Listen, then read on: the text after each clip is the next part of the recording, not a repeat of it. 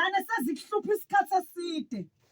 Ngiyazi ukuthi akwenzeki ngendlela ngento ofuna ukuthi kwenzeke ngayo, kodwa namhlanje ekseni kunegazi ukuthi uma ulibiza izimo ziyajika.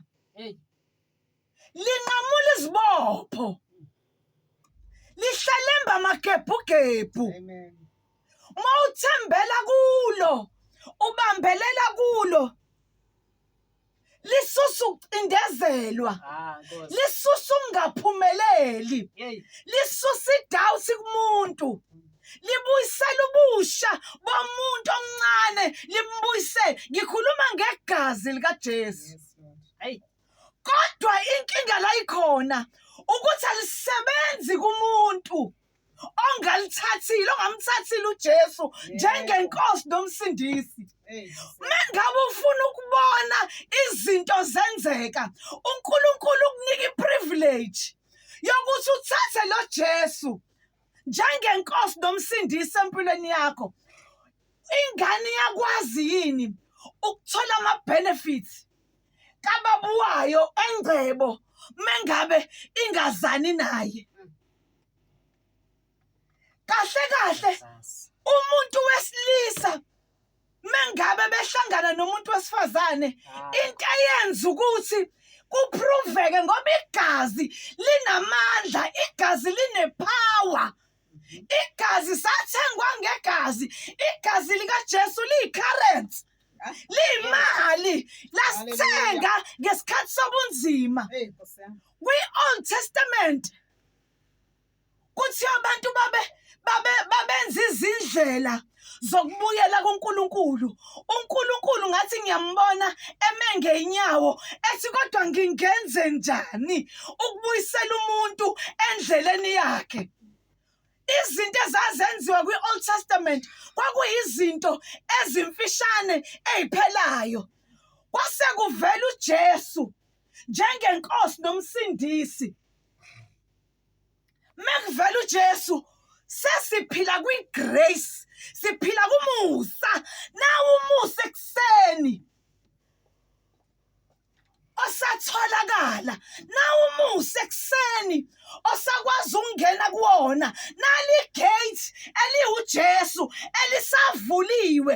Uthi uJesu akekho oza kuBaba ngaphandle kwami. Ekseni ngiyazi ukuthi ziningi izinto sengizosuka kule ndawo odlula kuzo. Ngiyazi ukuthi ziningi izinto ezikubambile.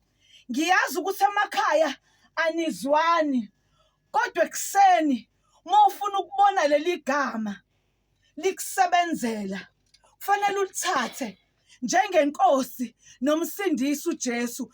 Ezwini lakhe kuma-Romans 10 uverse 9 and 11 kunomkhuleko othi ngokuba uma uvuma ngomlomo, kunezinto ezikhulunywa ngomlomo bese ziyavunywa. uJesu ezovuka ethuneni, ufika ingelosi kuMatthew 28 ithi uJesu akasekho ethuneni. Lento wayeyishilo before ahambe. Kunezinto ekufanele uyikhulume ukuze ngelinye ilanga mase sekunzima ekuyizona ezizokwazi ukukuvusa. Kufanele ukukhuluma izinto ezinhle even einganeni zakho. Tshala umkhuleko einganeni. Ekseni nali igazi likaJesu. Nangu uJesu umusa usavuliwe. Na umusa ongakapheli, kahle yena kwamanje usawummeli. Kuzofika isikhathi la eba yijaji khona. Kodwa ngoba umusa usamile, yena usawummeli, usimele ezulwini. Yingakho amacala ethu sihamba esusiwe. Yingakho izono zethu sihamba zisusiwe, ngoba yena usawummeli. Awusebenzise lelo thuba lomusa. Umusa mawufika endaweni, umuntu okhipha umusa uyena ovala umnyango umusa masuphelile. And mevala umnyango athi akusangeni umuntu, sengisuka kule ndawo, athi akusangeni umuntu.